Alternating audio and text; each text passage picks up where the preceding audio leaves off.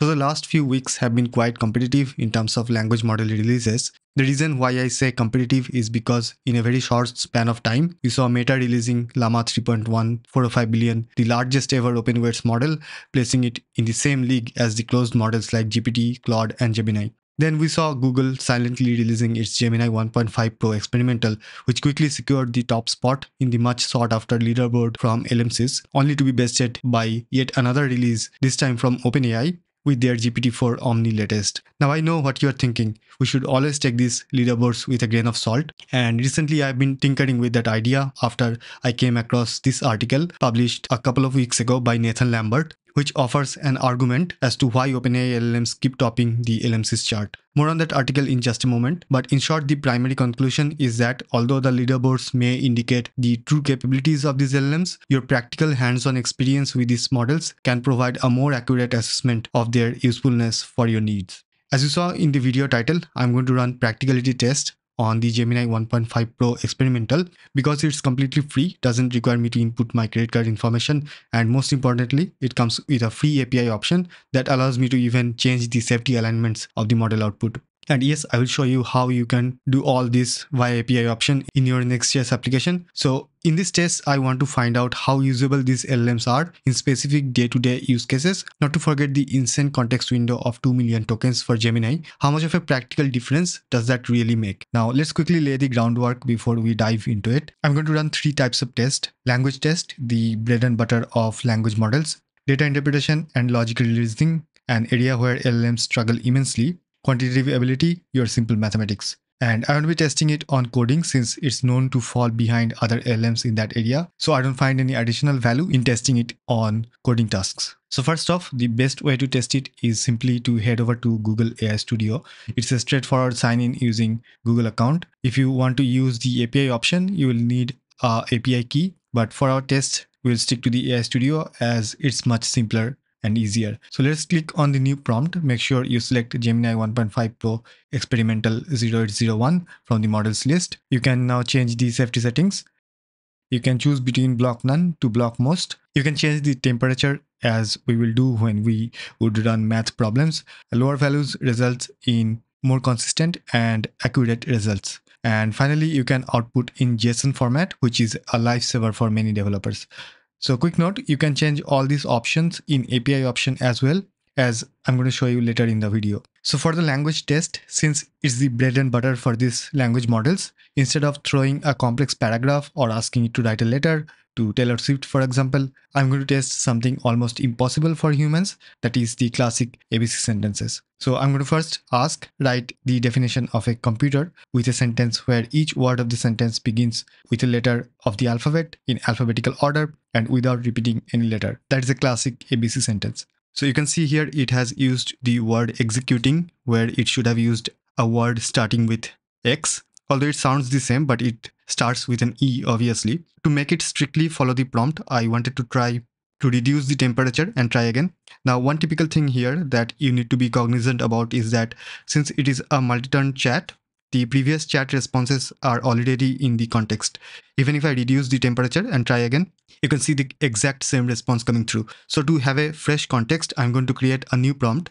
Now, if I try the same question with temperature 0, I get a new response. And this time you can see it is using the term X-raying. And it also explains that it is using the word in the sense of analyzing. But then again, it had to add the word commands at the end. Nevertheless, I think it's quite good. I have tried this same test with older Gemini models, and they don't get even close to this much accuracy in this task. I'll try the same test for the definition of intelligence, and you can see here it had to add the preposition to and for here, also the word knowledge to make a meaningful definition. Just for being comprehensive here, I'll reset the temperature to 1, which is the default, so that it gets a creative balance, and try again. Obviously, if I try it in the same chat, the response won't change a bit, as you can see again. I'll create a new prompt and try the same question again with temperature set to default 1. And this time I get a new response where I still see the preposition here to and an article and here. Also note that this time the LLM confirms that it understands that excelling doesn't start with an X, but it does use it anyway, as it is close enough, so to speak. Also, it has detected a possibility of unsafe content in terms of low harassment. Now, I'm not sure why it gets tagged as such, but since our setting for harassment is block sum, hence this low harassment content gets to pass through. Now let's switch gears to data interpretation tasks. Moving from language test to data interpretation might remind some of you from India of the CAT exam. I see these problem areas as three distinct segments. LLM breeze through the language tasks like synonyms, grammars, and whatnot. Even complex essays with innuendos and sarcasm, LLMs will be able to easily handle those. But when it comes to data interpretation, logical reasoning, or math, they are known to struggle. So for data interpretation, I've got a 224-page report from World Economic Forum on social mobility. It's a very detailed report that analyzes each country on various parameters. Naturally, it's full of charts and numbers. Let's see if this model can handle this kind of information. I will upload this report. As you can see, it only creates 295,000 tokens, which means this context window can fit about 6 or 7 such reports. So for analysis task, I'll start by asking for key insights and specific data validations. First, I'm going to ask for a high-level synopsis, like getting the key insights from this report. It did generate some nice summaries, as you can see. Next, I asked it to validate each insights that it generated with numbers and data from the report. It did a pretty good job too, as you can see here. So for the first point, it is directly quoting the report, and overall it looks much more rich with numbers and data. And for the rest of the points too, you can see it has generated much more information-rich insights backed by quotes and numbers directly from the report. Next, I asked for page numbers so that I can actually verify these points myself.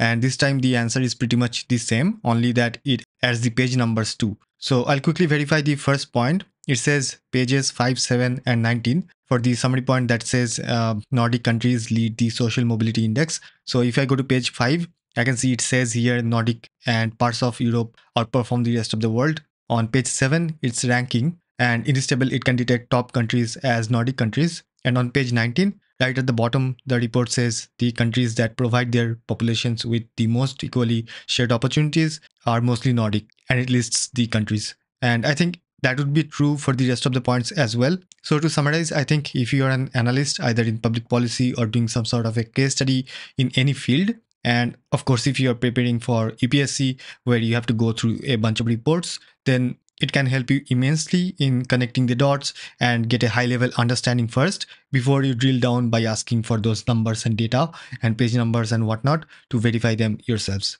Next, I wanted to throw a needle in a haystack problem, which is a common test for LLMs with a large context window, where LLMs have to extract a specific information from the whole context given. So as you can see in this chart, it shows that the social mobility of different countries as determined by the researchers. So I'm going to ask, according to this report, how many generations would it take for an Indian born in low-income family to approach mean income? The correct answer is 7, as you can see here, but you can see it gives the answer as 9. I ask on which page of the report can I find this information? And it answers, you can find that information visually represented on page 10 within figure 1. It says that it's not explicitly stated as 9 generations in the text, but the bar graph for India visually aligns with the 9 mark on the horizontal axis, representing number of generations. If I take a look at the actual report, it is indeed on page number 10 and figure 1. It got the page number correct, the figure correct. It even gets the fact that it has to align visually the horizontal bar, but somehow it cannot align the bar with the number. So it seems it has vision as well as the understanding of visual charts and how to read the chart, only that the vision is little shaky and struggles to follow lines in the chart, so as to speak. But let's hold on to that hypothesis as we continue. Next, I wanted to give it just this chart itself and ask the same question. According to this chart and so on. Strangely, this time this gives the correct answer as 7. So let's quickly summarize what just happened. When we are talking about the overall context of about 295,000 tokens, as you can see here, it can identify the chart where the information is to be found and even how the information is to be found, that is by aligning with x-axis and all of that stuff, but it still cannot get the correct answer. But when only the chart is in the context, it can get the answer correct. So naturally, I wanted to give the instruction of thinking step by step. So I asked a detailed prompt, that is, please answer the question from this report. First, determine in which chart in the report this answer can be found, and then analyze that chart to answer the question. Think step by step. And then I go ahead and ask the question. And this time too, it gave the wrong answer as 9. So it seems it really struggles to align its vision when it is carrying a huge context along with it. So I'm going to save this prompt here and click on this share button, and I'll post this link right below this video so that if you wish to try it out, you can do it yourself.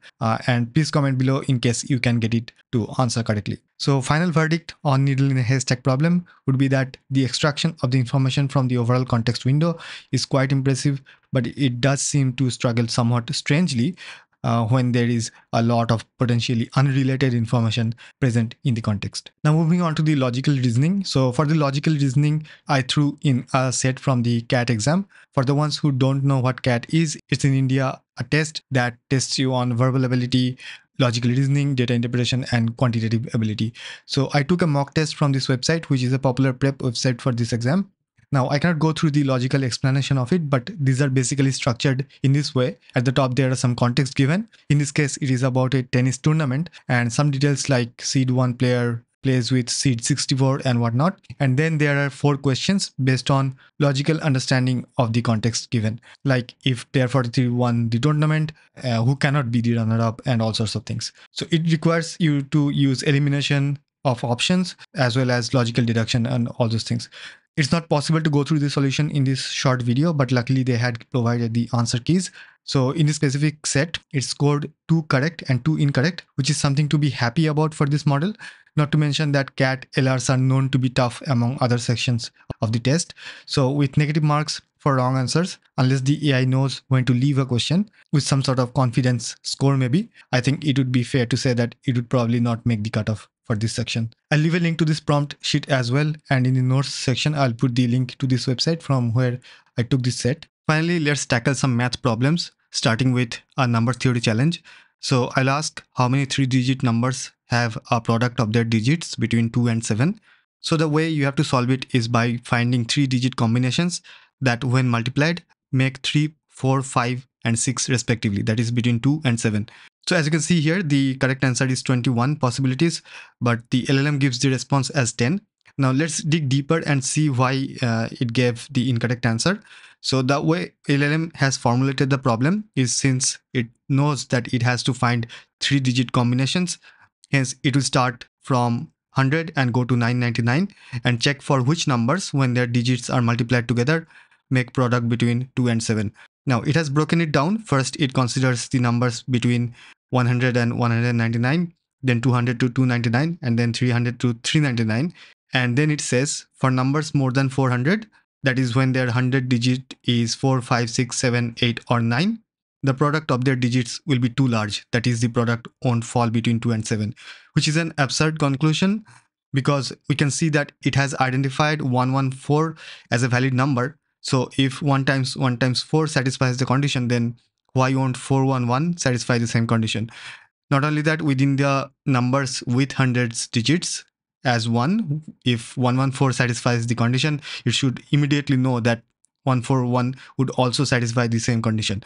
So you can see here within hundreds digit as 1, it is losing some low hanging fruits that goes for 115, 151, 116, 161 and so on. Only low hanging fruit it didn't miss is this 123 and 132. Anyway, I wanted to try again by reducing the temperature, since we are in math problems, and as with math problems, it is often advisable to use lower temperature since it requires high accuracy and consistency. Now reducing the temperature in the same chat results in the same answer word by word, as we already know by now. To get a fresh context, as usual, I'll create a new chat, reduce the temperature to 0.2 and try again.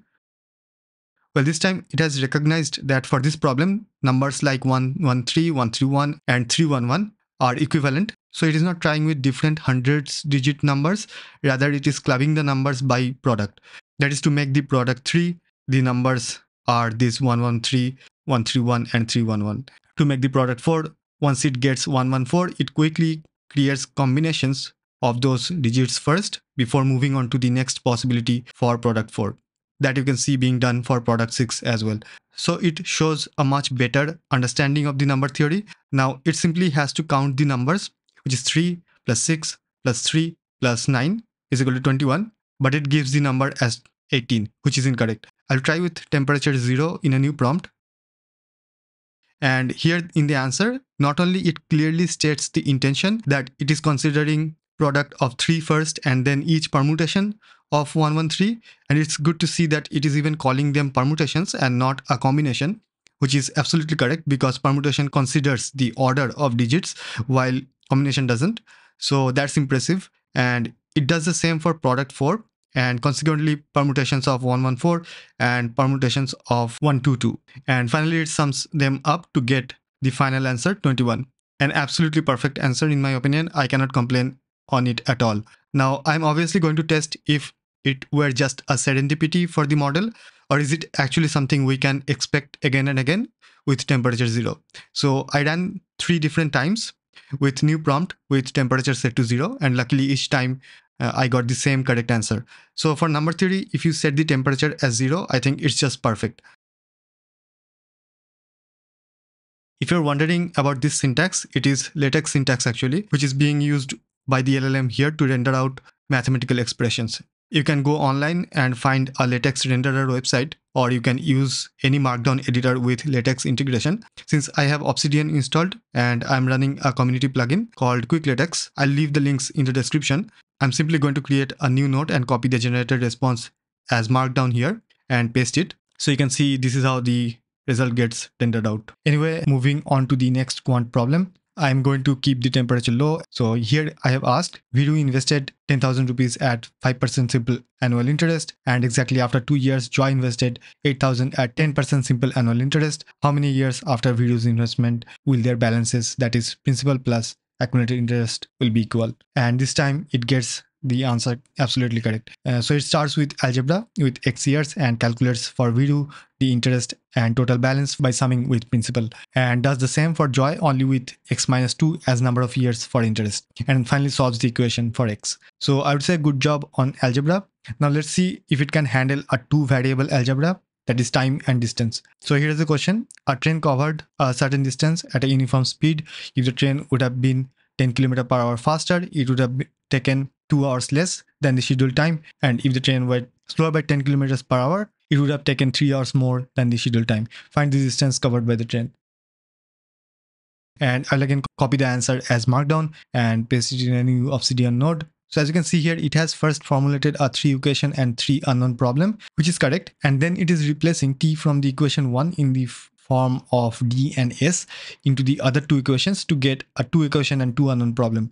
But the thing is that it is choosing the wrong unknown to replace. By replacing t in the form of other unknowns, it is having 2 quadratic equations to solve, while it could choose to replace d as st in the other equations, and then it would have 2 unknown 2 equation problem, but only with linear equations to solve. Now the AI probably doesn't care if it has to solve a linear or quadratic equation, but nevertheless I think in algebra this model is quite good. So to summarize, I think in the language tasks there should not be any doubt, it performs exceptionally well. In data interpretation, it also performs quite good, especially when handling huge amounts of information thanks to its huge context window. However, to make it truly usable, you need to ask for citations and do human eye verifications, as we saw. For logical reasoning, I think it's not very usable just yet. And finally, for quantitative ability, it's quite good too. Just make sure to set the temperature to an absolute cold 0. It is also quite good at solving algebraic equations, both linear and quadratic. Now, finally, let's have the leaderboard under the microscope for a bit. As you might or might not be aware that LMSys is one of the most well-known leaderboards where people use these AI models and cast their votes as to which response they think is better. Now this article by Nathan Lambert suggests that this process of ranking is fundamentally flawed because of primarily 2 reasons: style and censoring. So the article argues that each model have their own distinctive style of responding. Meta's AI is succinct and upbeat, OpenAI's models are robotic and informative, and Claude's style is intellectual and it is quick to diffuse requests. And Mini, that is GPT-4o Mini, has a distinctive list and line break style, which people tend to prefer. Now the whole leaderboard ranking is based on human feedback. Although Llama 3.1 is trained with supervised fine-tuning and reinforcement learning with human feedback, according to the Hugging Face model card here, the article argues that OpenAI has been a pioneer in this field, producing valuable research over the years. That is the reason why OpenAI models tend to have an edge on the LMC's leaderboard. GPT-4o Mini, being a distilled model from either an existing or upcoming OpenAI model, closely matches the style of its larger counterparts, thereby placing it high on the chart above more capable models like Claude and others. While RLHF is not necessarily a bad thing, it is not a true test of an LLM's full capability. Additionally, the article notes that Claude is quick to diffuse requests, and both Anthropic and Meta has been criticized for this behavior, which may have contributed to their lower positions on the leaderboard. As one of the examples in this article shows Claude 3.5 Sonnet diffusing a request involving exploitation, mental health issues, and family problems, while GPT-4o Mini just goes ahead with it. I'll leave a link to this article in case you are interested.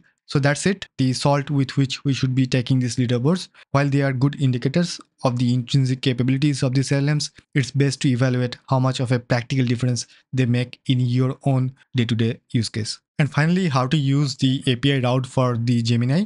Now, I always prefer to stream LLM responses, and I've already created a tutorial of how to stream LLM responses in your Next.js app. I'm going to take simply a bare bones copy of that project. The link will be in the description. It's a basic project actually, which has the implementation of streaming as well as showing markdowns. As we know that these LLMs respond with markdown syntaxes, and showing them as plain text doesn't look pleasing to the eye. Now, after I take a copy of this Git repository, I'm simply going to run an npm install to install the dependencies, and then npm run dev to spin up the app. Now, here the streaming works via Vercel AI SDK, which on the client side gives a lifecycle hook called useChat, which exposes a few handlers which you have to hook up with your input and output elements on the page. So you can see the input or the handle submit event handler exposed by the useChat. We'll hook them up with the input element and the onSubmit event, and the messages, which is an array, will be looped over by the map function to display the messages that have gone back and forth. And here the API has been defined as API/LLM response. That means when this button on the page is clicked, the handle submit function is going to call this API. And I have defined this API here, which is completely empty as it is just a template project, just that I am extracting the prompt out of the request payload. Now let's go ahead and call the Gemini API to get a response stream using this prompt. So I'll head over to the Google AI Studio again. On the right side, I'll click on the get code button. Now, if I head over to the curl command, it is evident that it does not conform to the OpenAI API standards. If you have checked my last video, then you know that conforming to OpenAI API standards would make it a little easier for us to implement, as we can pick and choose among different APIs without changing a lot of code. But then again, not all APIs provide you the option to change these settings. So we'll not be using universal OpenAI API wrapper. Rather, we need something specific for Gemini API. Now, if I head over to the documentation on sdk.vercel.ai, I'll go to the providers. Here you can see they have multiple providers. In my last video, we used the OpenAI provider for streaming. Here we'll be using the Google Generative AI provider. So let's install it using this command. Then copy this part here at the top. So here basically we are importing the provider from the SDK that we just installed, and we are creating an instance of that. Now it takes the base URL and model name. So for base URL, I'll go to the Google AI Studio again and click on get code and go to the curl. Here I need to copy till v1 beta, but it also has the model name. So I'll just copy the whole string and paste it here and keep it for later. And let's also grab the API key while we are here. I already have created one API key, but if you haven't, then you can simply create one. It's free and doesn't require any credit card information or anything like that. I'll copy the API key, and in my project's root, I'll create a .env file and save it with the name Gemini API key. Back in the code, we'll use the base URL as copied up to v1 beta and the API key from the environment variable. Now we need to configure the model. So I'm just going to copy this code and paste it here. So for the model name, we'll use Gemini 1.5 Pro EXP0801, which we copied. And here you can see you get multiple options in the form of IntelliSense that you can set for the model. You can see that we can set dangerous content, hate speech, and whatnot. Now inside this post function, we'll write const result is equal to await stream text, as we want to stream the response, and it takes the model name where we'll be passing the model as we configured and the prompt that we extracted from the request payload. And finally, we'll return using result.toDataStreamResponse. This will make sure that on the client side, the useChat hook will stream the response that is being generated by this API. Now, if you save it and test, I'll ask, tell me a story.